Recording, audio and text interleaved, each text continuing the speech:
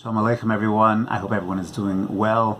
Unfortunately, we're having a bit of a hard time here in Eretz Yisrael these days with the virus. Unfortunately, we daven that we should have a real Yeshua Hashem Keheref Ayin, but perhaps words of chizuk as well that we can glean from this week's parsha. So we are told about the Benos Tzlavcha, the daughters of Tzlavcha, who beseech Moshe Rabbeinu, and they tell Moshe Rabbeinu, Avinu Meis Bamidbar, our father has died in the midbar. Do not think he was part of Korach's attackers. He was not part of those attackers. However, he died because of a certain sin, and he didn't have any sons. And the Benos Tzlavcha beseech Moshe. They said, we should get a nachala in Eretz Yisrael. Now, when the Torah introduces the daughters of Tzlavcha to us, it does so, Perek Chav Zayin Pasuk Aleph, in the following way. Vatikravna Benos Tzlavcha ben Chefer. Benos Tzlavcha, they were the daughters of Tzlavcha, who was the son of Chefer, who was the son of Gilad, who was the son of Machir, who was the son of Menashe.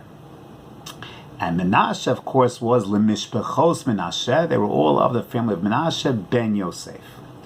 So the lineage of Benos Tzlavcha goes all the way back to Menashe, and then like a repetition and like an emphasis.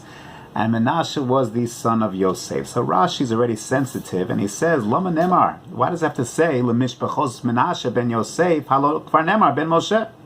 So why this emphasis of Menashe, the family of Menashe, the son of Yosef? So Rashi explains, Elalom Lecha, that Yosef chibe ves haaretz, that Yosef had a unique and passionate love of Eretz Yisrael. So much so that he demanded of his sons, he made them take a shvuah, Al notik bereni b'Mitzrayim, do not want to be buried in Mitzrayim. V'ha'alisem es atzmosai mizeh. I want you to take my bones out of Mitzrayim. I want to travel with you, Klal Yisrael, through 40 years in Midbar, and I want to be buried in Eretz Yisrael. Ubinosav, so his great-great-great-great-granddaughters, they too, chibebu es haaretz, they loved the land of Israel. Shene'emar, as the pasuk says, Tnu lanu achuzah, and they seek out a nachala. They were not interested in just the material wealth of Eretz Yisrael. That was not their motivation, and Rashi wants to make that crystal clear. Their motivation was a love of Eretz Yisrael, and because of that, they wanted a nachala. They wanted to participate in the mitzvah of Yishuv Eretz Yisrael, making Eretz Yisrael better. And indeed, perhaps there's a clue, a key, that the pasuk continues and tells us in pasuk Dalid, when they beseech Moshe Rabbeinu, they say, Lama yigara shem avinu mitok mishpachto. Why should our father yigara? Why should he lose out? And I think that's a key formulation, because again, Moshe then is kind of stumped over here, says Rashi, and nisalma halacha vayakriv Moshe's mishpaton lefnei Hashem. And this is very, very reminiscent of what we find that happened 38 years earlier, in the beginning of the Jews' sojourn in the Midbar. So you have also people that were concerned. They were bringing the Korban Pesach right after they left Mitzrayim. The first Pesach in the Midbar, there was a Korban Pesach, and there were people that were Tmeim LaNefesh. And they beseech Moshe Rabbeinu with the same exact formulation, Lama Nikara. Why should we miss out on the opportunity of bringing the Korban Pesach, Livilti Hikrivis HaKorban Hashem, B'moado B'tov B'nei Yisrael? Once again, Moshe didn't have the answer on his fingertips. And the Eshma'ah, let us listen, let us hear, Ma Yitzava Hashem Lachem, what is the answer to this profound question?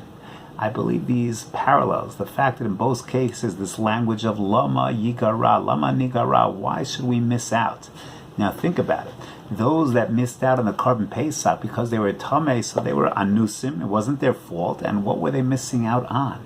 They were missing out on the opportunity to fulfill a mitzvah.